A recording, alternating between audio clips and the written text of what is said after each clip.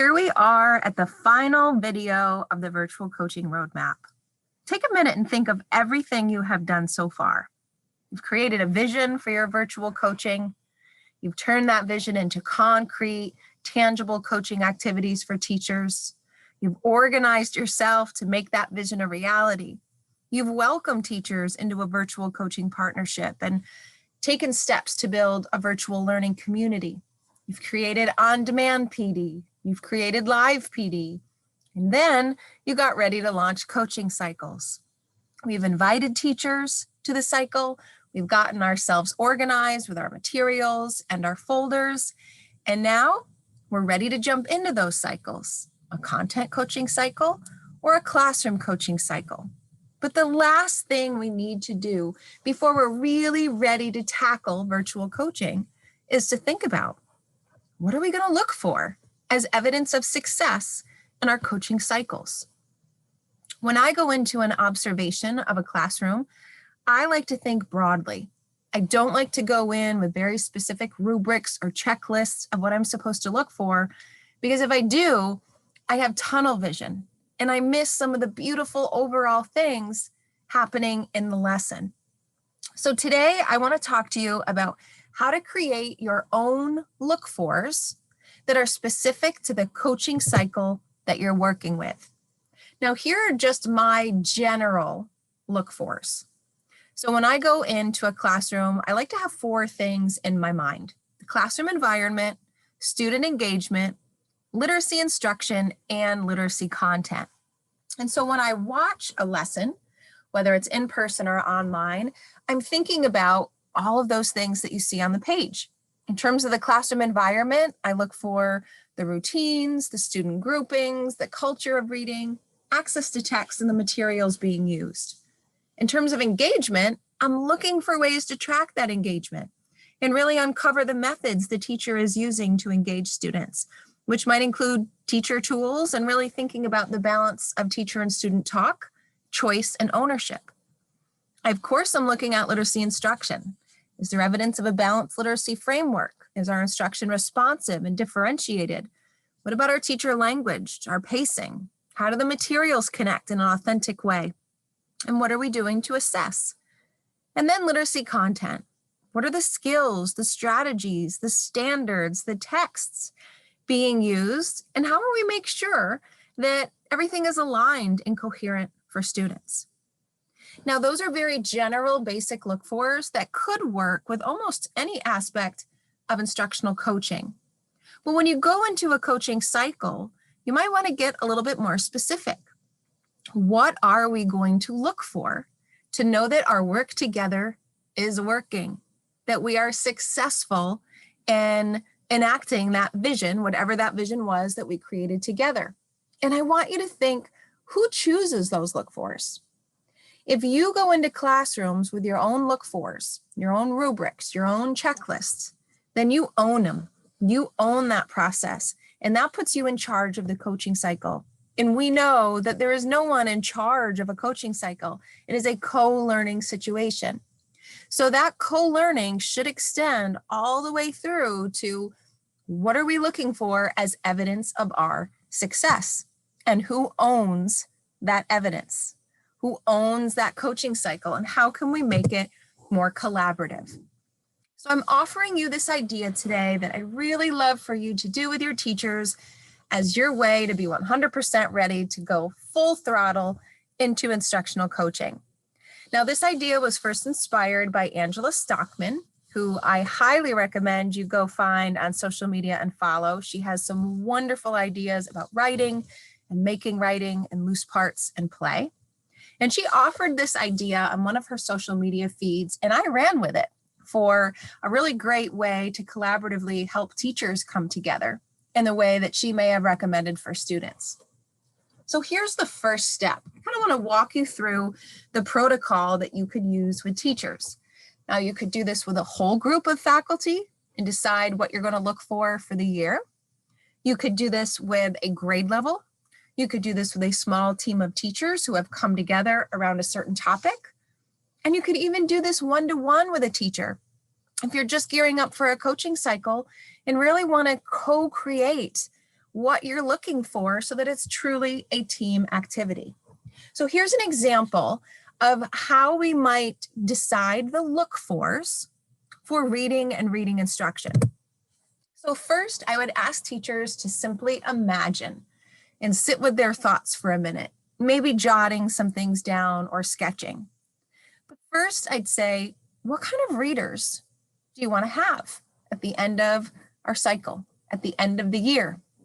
You might ask, what kind of writers do you want to have? What kind of mathematicians? What kind of historians? What kind of technology users? This works for any content area. But first, we start with that vision. If you were successful this year, what kinds of readers would we have at the end of the year?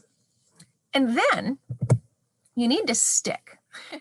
So you want to give teachers as many sticky notes as they need, and you want them on each sticky note to jot down one practice, one thing, one material that their classroom needs in order to get to that goal they just imagined in their mind.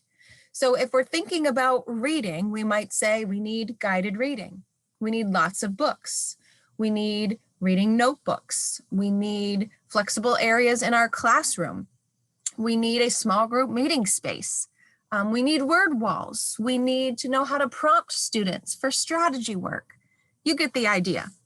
Each one of those ideas goes on an individual sticky note. And from there, you sort them based on what we want, based on what we know we need to do.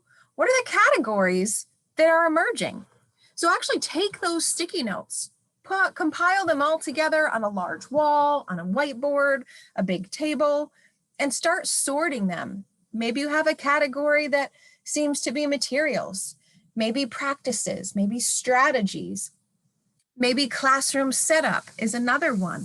Maybe, did I already say materials and resources? You get the idea.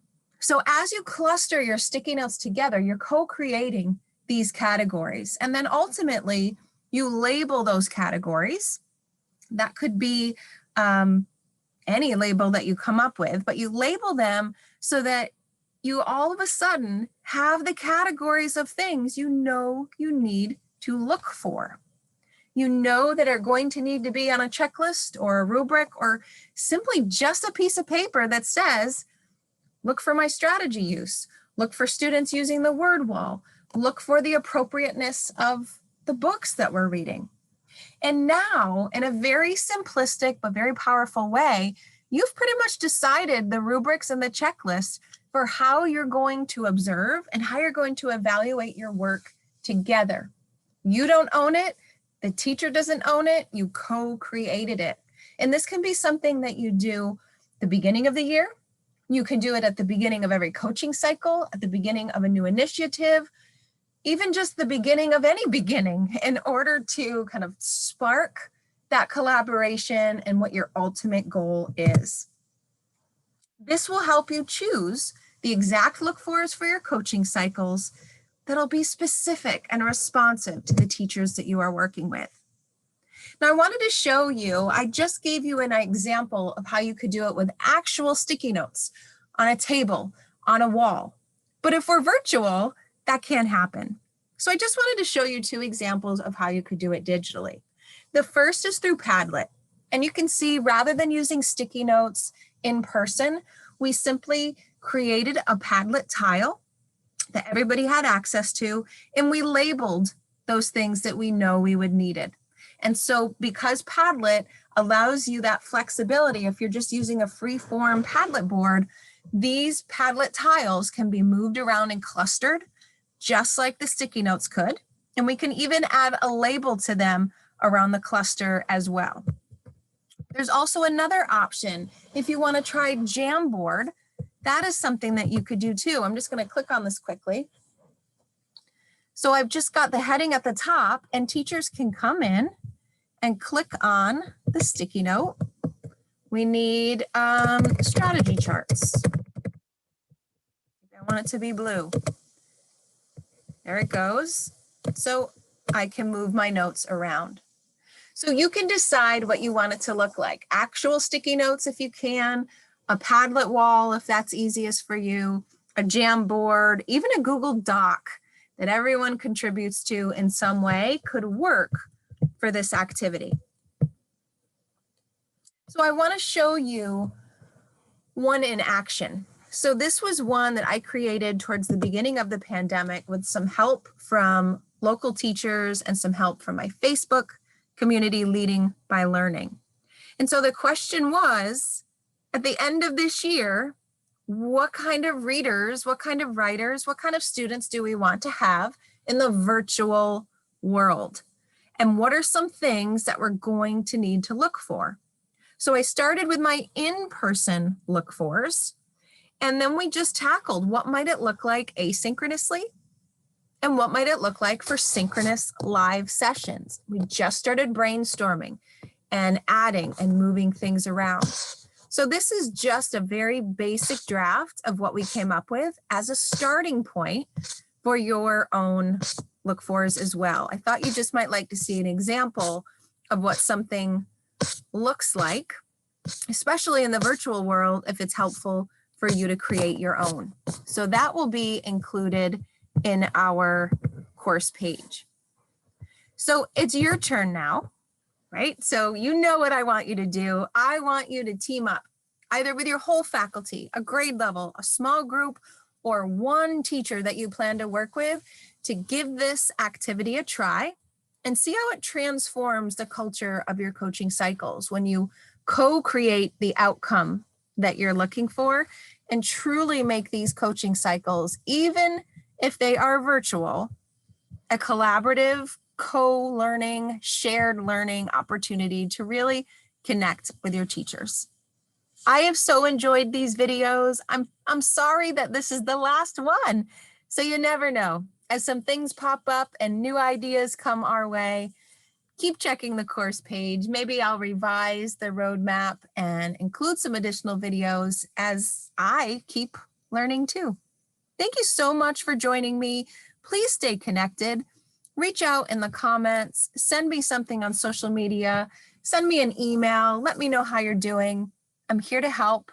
I love this kind of work, and I'm hopeful that you feel now like you have a coach that you can turn to. You have someone who's trying to fill you up and push your learning to make your job of doing the same for teachers just a little bit easier and a little bit more enjoyable. So stay connected, and hopefully we'll talk soon.